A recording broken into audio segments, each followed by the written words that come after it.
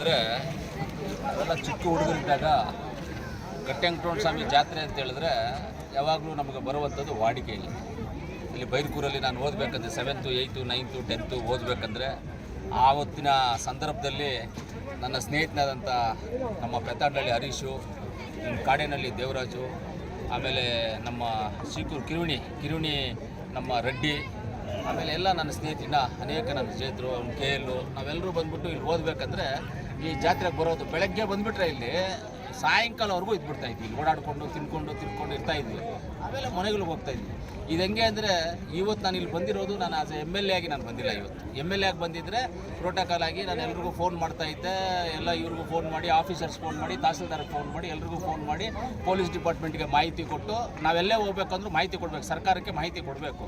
ಮಾಹಿತಿ ಕೊಡದೆ ನಾನು ಬಂದಿದ್ದೀನಿ. ಏನಕ್ಕೆ ಬಂದಿದ್ದೀನಿ ಅಂದರೆ ನಾನು ಹಳೆಯ ಕಾಲದಲ್ಲಿ ಹಳೆ ಪದ್ಧತಿ ಸಿದ್ಧಾಂತಗಳಲ್ಲಿ ಏನಿದ್ವಿ, ನಮ್ಮ ಊರು ನಮ್ಮ ಜಾತ್ರೆ ನಮ್ಮ ಇದು, ನಾನು ಸಾಮಾನ್ಯ ಪ್ರಜೆಗಳಲ್ಲಿ ಒಂದು ಪ್ರಜೆನಾಗಿ ಬಂದು ದೇವರ ದರ್ಶನ ಮಾಡಿಕೊಂಡು ದೇವ್ರ ಪೂಜೆ ಮಾಡ್ಕೊಂಡು ಯಾರಿಗೂ ಫೋನ್ ಮಾಡಲಿಲ್ಲ.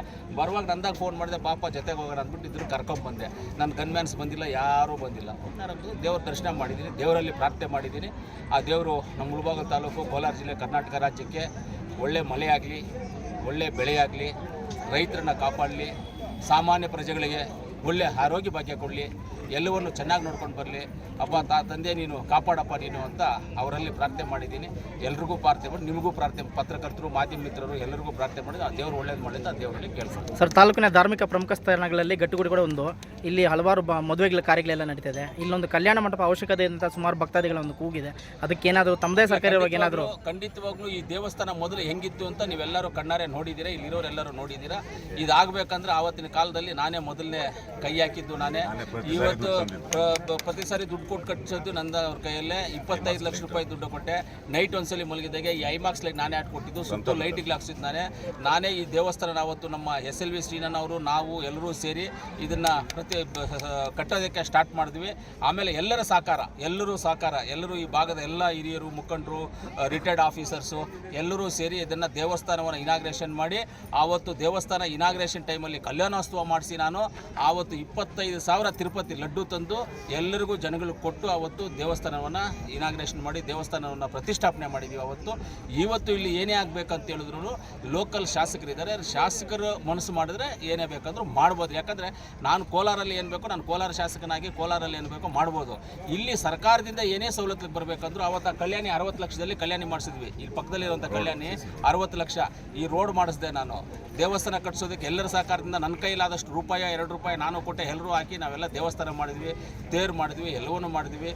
ಇದಕ್ಕೆ ಸಪ್ರೇಟಾಗಿ ದೇವಸ್ಥಾನಕ್ಕೆ ಬೋರ್ ಹಾಕ್ಸಿದ್ದೆ, ಬೆಳಗ್ಗೆ ಬೋರ್ ಹಾಕ್ಸಿದೆ, ರಾತ್ರಿ ಮೋಟ್ರ್ ಹಾಕ್ಸಿದೆ, ಮಾರನೇ ರಾತ್ರಿಗೆ ಕರೆಂಟ್ ಕನೆಕ್ಷನ್ ಕೊಟ್ಟೆ. ಇಷ್ಟೆಲ್ಲ ಮಾಡಿದ್ವಿ ನಾವು. ಇವತ್ತು ಶಾಸಕರಿಗೂ ಆಸಕ್ತಿ ಇದೆ, ಮಾಡಬೇಕು ಅನ್ನೋ ಒಂದು ಉದ್ದೇಶ ಇದೆ. ಆದ್ದರಿಂದ ಅವ್ರು ಮಾಡ್ತಾರೆ. ಖಂಡಿತವಾಗ್ಲೂ ಅವ್ರನ್ನ ಕೇಳಿ ಅವ್ರು ಮಾಡಬೇಕಂದ್ರೆ ಅವರು ಲಿಮಿಟ್ಸಲ್ಲಿ ಬರುವಂಥದ್ದನ್ನು ಅವ್ರು ಮಾಡ್ತಾರೆ. ಖಂಡಿತವಾಗ್ಲೂ ನಂಬಿಕೆನೂ ಇದೆ. ಇನ್ನೊಂದು ನೋಡಿ, ನಾನು ಮಾಡ್ತೀನಿ, ನೀನು ಮಾಡ್ತೀನಿ, ಇನ್ನೊಬ್ಬರು ಮಾಡ್ತಾರೆ, ನಾನು ಕೋಲಾರ ಶಾಸಕನಾಗಿ ನಾನು ಮಾಡ್ತೀನಿ, ಮುಳಬಾಗಿಲು ಶಾಸಕರು ಮಾಡ್ತಾರೆ ಅನ್ನೋದಕ್ಕಿಂತ ಆ ದೇವರು ಯಾರ ಕೈಯಲ್ಲಿ ಮಾಡಿಸ್ಕೋಬೇಕು ಅವ್ರ ಕೈಯಲ್ಲಿ ಮಾಡಿಸ್ಕೊಳ್ತಾರೆ. ಸರ್, ಹೊಸ ವರ್ಷದಲ್ಲಿ ಏನೋ ಗುಡ್ ನ್ಯೂಸ್ ಸಿಗ್ಬೋದಾ? ಯಾಕಂದರೆ ಮುಳಬಾಗಿಲು ಮತ್ತು ಕೋಲಾರದ ಬಹಳಷ್ಟು ಜನರು ತಮಗೊಂದು ಸಚಿವ ಸ್ಥಾನ ಸಿಗಬೇಕು ಅಂತ ದೊಡ್ಡ ಮಟ್ಟದಲ್ಲಿ ಕೂಗ್ತಾ ಇದ್ದಾರೆ. ಅದೇನಾದರೂ ಹೊಸ ವರ್ಷದಲ್ಲಿ ಏನಾದರೂ ಸಿಗ್ಬೋದಾ? ಮುಂದೆ ಹೇಳ್ತಾ ಇದ್ದೀನಿ, ನಾನು ಯಾವುದು ಹುಡ್ಕೊಂಡು ಹೋಗೋದಿಲ್ಲ, ಯಾವುದನ್ನು ಕಿತ್ಕೊಳ್ಳೋದಿಲ್ಲ. ಕಿತ್ಕೊಳ್ಳೋದು ವಿಷ ಆಗುತ್ತೆ, ತಾನಾಗಿ ಬಂದಿದ್ದು ಪ್ರಸಾದ ಆಗುತ್ತೆ. ತಾನಾಗಿ ಬರೋದಕ್ಕೆ ನಾನು ವೆಯ್ಟ್ ಮಾಡ್ತಾ ಇದ್ದೀನಿ. ಆ ದೇವರು ಯಾವತ್ತು ಕೊಡಬೇಕು ಅಂತಿದ್ರೆ ಆವತ್ತು ಕೊಡ್ತಾರೆ. ಅದಕ್ಕೆ ನಾನು ಒಂದು ದಿವಸ ಅಲ್ಲ, 1 ವರ್ಷ ಅಲ್ಲ, 10 ವರ್ಷ ಬೇಕಂದ್ರೆ ವೆಯ್ಟ್ ಮಾಡೋದಕ್ಕೆ ಸಿದ್ಧವಾಗಿರ್ತೀನಿ. ಇವತ್ತು ನನಗೆ ಮುಳಬಾಗಿಲಲ್ಲಿ ಜನ ಕೊಟ್ಟಿರುವಂಥ ಗೌರವ, ಮರ್ಯಾದೆ, ಪ್ರೀತಿ, ವಿಶ್ವಾಸ, ನನ್ನನ್ನು ಗೆಲ್ಲಿಸಿ, ನಾನು ಹೇಳಿದ್ದವ್ರನ್ನ ಗೆಲ್ಲಿಸಿ ಎಲ್ಲ ಮಾಡಿರೋದಕ್ಕೆ ಅವರಿಗೆ ಚಿರಋಣಿಯಾಗಿದ್ದೀನಿ. ಯಾವತ್ತು ಕೆಲಸ ಮಾಡ್ತೀನಿ.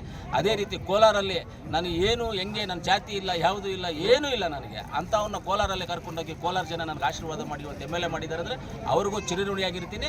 ನನ್ನ ಕೈಯಲ್ಲಾದಷ್ಟು ಮಟ್ಟಿಗೆ ಒಳ್ಳೆ ಕೆಲಸ ಮಾಡ್ತೀನಿ, ನನ್ನ ಕೈಯಲ್ಲಾದಷ್ಟು ಮಟ್ಟಿಗೆ ಡೆವಲಪ್ಮೆಂಟ್ ಮಾಡ್ತೀನಿ, ನನ್ನ ಕೈಯಲ್ಲಾದಷ್ಟು ಮಟ್ಟಿಗೆ ಜನಗಳ ಪ್ರೀತಿ ವಿಶ್ವಾಸವನ್ನು ಗೆಲ್ತೀನಿ ಅನ್ನೋ ನಂಬಿಕೆ ಇದೆ. ಮಾಡ್ತಾ ಇದ್ದೀನಿ ಆ ಕೆಲಸ. ಖಂಡಿತವಾಗ್ಲೂ ಮುಂದಿನ ದಿನಗಳಲ್ಲಿ ಮಾಡ್ತೀನಿ. ಸರ್, ಸತತವಾಗಿ TAPMS ಅಲ್ಲಿ ಅಧ್ಯಕ್ಷರಾಗಿದ್ದೀರಾ. ಬಹಳಷ್ಟು ರೈತರೆಲ್ಲ ತಮಗೆ ಸಹಕಾರ ಕೊಡ್ತಾರೆ. ನಿಮ್ಮದೇ ಆದಂಥ ಹೊಸ ಯೋಜನೆಗಳು ಕೂಡ ರಾಜ್ಯದಲ್ಲಿ ವಿಶೇಷವಾಗಿ ತಂದಿದ್ದೀರಾ. ಹೊಸ ಯೋಜನೆಗಳು ಏನಾದರೂ ತರೋದು? TAPMS ಮೊದಲು ನಾನಿದ್ದಾಗ ಯಾವ ಪರಿಸ್ಥಿತಿಲಿ ಇತ್ತು ಅಂತ ಎಲ್ಲರಿಗೂ ಗೊತ್ತಿರುವಂಥ ವಿಚಾರನೇ. ಆವತ್ತು ಡೆವಲಪ್ಮೆಂಟ್ ಮಾಡಬೇಕಂದ್ರೆ ಕಷ್ಟ ಆಯಿತು.